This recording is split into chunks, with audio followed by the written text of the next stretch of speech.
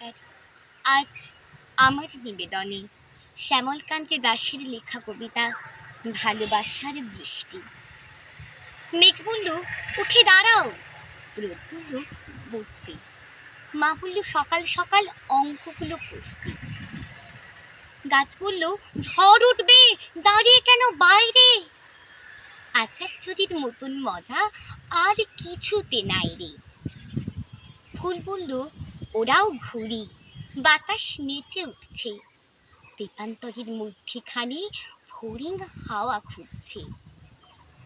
বাগান বলল, একটু সরো, ফুটছে টগর কলকে।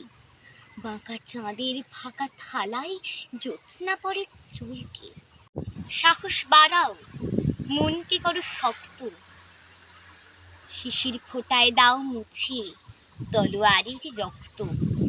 আকাশ বলল, আর কিছু নয়, স্বচ্ছ করো দৃষ্টি, চতুর্দিকে দাও ছড়িয়ে ভালোবাসার বৃষ্টি।